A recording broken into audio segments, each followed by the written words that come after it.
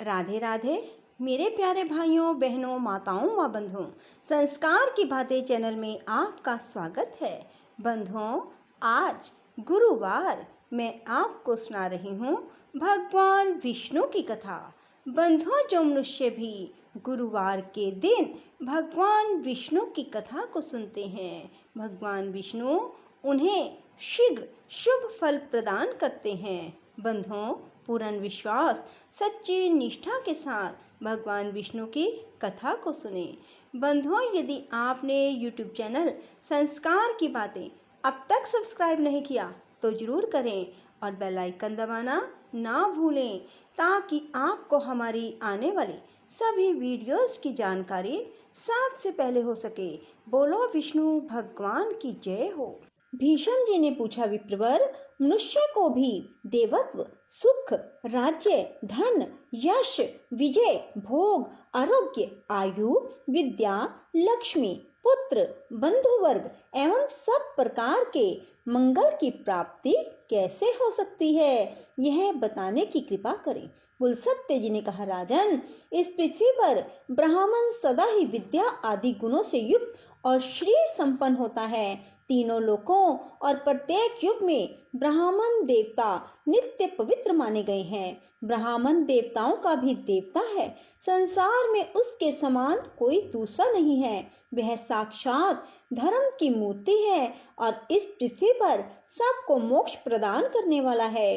ब्राह्मण सब लोगों का गुरु, पूज्य और तीर्थ स्वरूप मनुष्य है।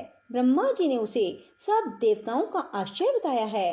पूर्व काल में नारद जी ने इसी विषय को ब्रह्मा जी से इस प्रकार पूछा था, ब्राह्मण किसकी पूजा करने पर भगवान लक्ष्मीपति प्रसन्न होते हैं? ब्रह्मा जी बोले, जिस पर ब्राह्मण प्रसन्न होते हैं उस पर भगवान विष्णु भी प्रसन्न हो जाते हैं। अतः ब्राह्मण की सेवा करने वाला मनुष्य पर ब्रह्म परमात्मा को प्राप्त होता है। ब्राह्मण के शरीर में सदा ही श्री विष्णु का निवास है, जो दान, मान और सेवा आदि के द्वारा प्रतिदिन ब्राह्मणों की पूजा करता है। उसके द्वारा मानो शास्त्रीय विधि के अनुसार उत्तम दक्षिणा से युक्त 100 यज्ञों का अनुष्ठान हो जाता है।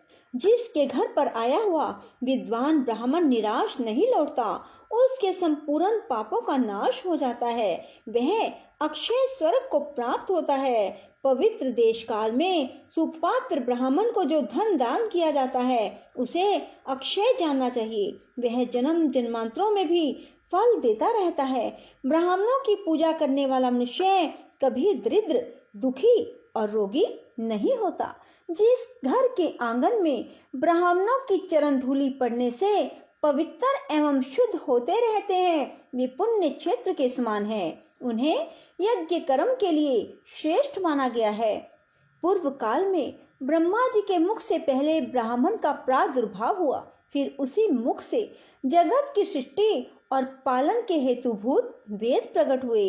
विधाता ने समस्त लोकों की पूजा ग्रहण करने के लिए, समस्त यज्ञों के अनुष्ठान के लिए ब्राह्मण के ही मुख में वेदों को समर्पित किया। पितृयज्ञ, विवाह, अग्निहोत्र, शांति कर्म, सब प्रकार के मांगलिक कार्यों में ब्राह्मण सदा उत्तम माने गए हैं। ब्राह्मण के ही मुख से देवता हव्य का और पितर कव्य का उपभोग करते हैं। ब्राह्मण के बिना दान, होम और बलि सब निष्फल होते हैं। जहाँ ब्राह्मणों को भोजन नहीं दिया जाता, वहाँ असुर, प्रेत, दैत्य और राक्षस भोजन करते हैं। दान, होम आदि में ब्राह्मण को बुलाकर उन्हीं से सब कर्म कराना चाहिए। उत्तम देश काल में उत्तम पात्र को दिया हुआ दान लाख गुना अधिक फलदायक होता है। ब्राह्मण को देखकर श्रद्धा पूर्वक उसको प्रणाम करना चाहिए। उसके आशीर्वाद से मनुष्य की आयु बढ़ती है, वह चिरंजीवी होता है। ब्राह्मण को देखकर उसे प्रणाम न करने से, ब्राह्मण के साथ द्वेष रखने से, उसके प्रति अश्रद्धा करने से मनुष्यों की आयु क्षीण हो जाती है। उनके धन ऐश्वर्य का नाश होता है, परलोक में उनकी दुर्गति होती है। ब्राह्मण का पूजन करने से आयु, यश, विद्या और धन की वृद्धि होती है तथा मनुष्य श्रेष्ठ दशा को प्राप्त होता है। इसमें तनिक भी संदेह नहीं है। जिन घरों में ब्राह्मण के चरणोदक से कीच नहीं होती, जहाँ वेद और शास्त्रों की ध्वनि नहीं सुनाई देती, जो यज्ञ तर्पण और ब्राह्मणों के आशीर्वाद से वंचित रहते हैं, वे शमशान के समान हैं। नारद जी ने पूछा, पिताजी, कौन ब्राह्मण अत्यंत पूजनीय है? ब्राह्मण और गुरु के लक्षण का यथावत वर्णन कीजिए। ब्रह्मा जी ने कहा, वत्स, श्रोत्रिय और सदाचारी ब्राह्मण की नित्य पूजा करनी चाहिए। जो उत्तम व्रत का पालन करने वाला और पापों से मुक्त है, वह मनुष्य तीर्थ स्वरूप है। उत्तम श्रोत्रिय कुल में उत्पन्न होकर भी जो वैदिक कर्मों का अनुष्ठान नहीं करता, वह पूजित नहीं होता। असत क्षेत्र मात्र कुल में जन्म लेकर भी जो वेद अनुकूल कर्म करता है, वह पूजा के योग्य है। जैसे महर्षि वेद व्यास और ऋष्यशृंग विश्वामित्र यद्यपि क्षत्रिय कुल में उत्पन्न है, तथापि अपने सत्कर्मों के कारण वे समान हैं। इसलिए बेटा, तुम पृथ्वी के तीर्थ स्वरूप क्षत्रिय और ब्राह्मण के लक्षणों को सुनो। इनके सुनने से सब पापों का नाश होता है। ब्राह्मण के बालक को जन्म से ब्राह्मण समझना चाहिए। संस्कारों से उसकी द्विज संज्ञा होती है। विद्या पढ़ने से वह विप्र नाम धारण करता है। इस प्रकार जन्म, संस्कार और विद्या, इन तीनों से युक्त होना क्षत्रिय का लक्षण है। जो विद्या, मंत्र, वेदों से शुद्ध होकर तीर्थ स्नान आदि के कारण भी पवित्र हो गया है, वह ब्राह्मण परम पूजनीय माना गया है। जो सदा भगवान श्री नारायण में भक्ति रखता है, जिसका अंतःकरण शुद्ध है, जिसने अपनी इंद्रियों और क्रोध को जीत लिया है, जो सब लोगों के प्रति समान भाव रखता है, जिसके हृदय में गुरु, देवता, अतिथि के प्रति भक्ति है, जो माता पिता की सेवा में लगा रहता है, जिसका मन पराई स्त्री में कभी सुख का अनुभव नहीं करता, जो सदा पुराणों की कथा कहता है और धार्मिक उपाख्यानों का प्रसार करता है, उस ब्राह्मण के दर्शन से प्रतिदिन अश्वमेध आदि यज्ञों का फल प्राप्त होता है। जो प्रतिदिन स्नान, ब्राह्मणों का पूजन, नाना प्रकार के व्रतों का अनुष्ठान करने से पवित्र हो गया है,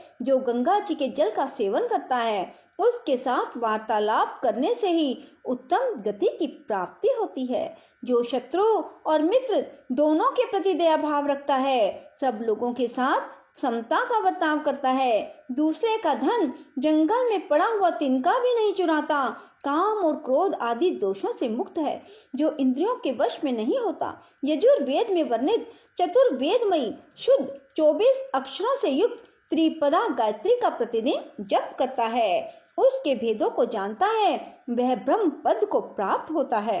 पिताजी, गायत्री का क्या लक्षण है? उसके प्रत्येक अक्षर में कौन सा गुण है? उसकी कुक्षी, चरण, गोत्र का क्या निर्णय है? इस बात को स्पष्ट रूप से बताइए।